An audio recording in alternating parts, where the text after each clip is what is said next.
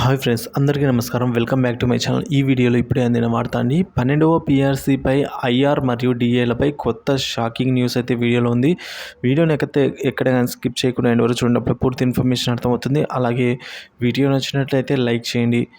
విషయానికి వచ్చినట్లయితే PRC commissioner Manmohan Singh రాజీనామా. ఉద్యోగుల 12వ వేతన సవరణ సంఘ పీఆర్సీ కమిషనర్ పదవి నుంచి తనను తప్పించాలని కోరుతూ ప్రభుత్వ ప్రధాన కార్యదర్శి నీరబ్ కుమార్ ప్రసాద్కు మన్మోహన్ సింగ్ లేఖ రాశారు. సో ఉద్యోగులకు సంబంధించి ఈ విధంగా అయితే జరుగుతుంది ఫ్రెండ్స్. గత ఏడాది జూలైలో పీఆర్సీ కమిషనర్గా తనను నియమించారని, అప్పటి నుంచి ఉద్యోగులను కేటాయించలేదని ఆయన లేఖలో పేర్కొన్నారు.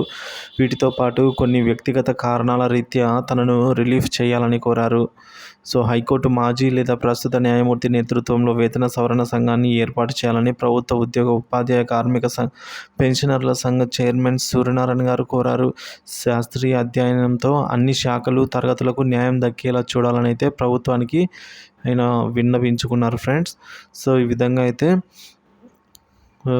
జరుగుతుంది. సో ఆందోళనలో అయితే ఉన్నారండి ఉద్యోగ మరియు పెన్షనర్స్ అందరూ కూడా. ఎందుకంటే పీఆర్సీ అనేది ఎంత ఆలస్యంగా అమలు చేస్తే అంతగా నష్టం అయితే వాటిల్లుతుంది. సపోజ్ 40,000 ఉన్న బేసిక్ శాలరీ ఉన్న వారికి ఈ పీఆర్సీని అమలు చేయడం వల్ల 65,000కు అయితే వారి బేసిక్ పెరగడం జరుగుతుంది. అంటే 25,000 రూపాయలు ఇక్కడ పెరుగుతోంది. దాదాపుగా 63% అంటే సో రూపాయికి రూపాయి 63 పైసలు అనమాట. సో ఆ విధంగా అంతమేర లాస్ అయితే రావడం జరుగుతుంది ఫ్రెండ్స్.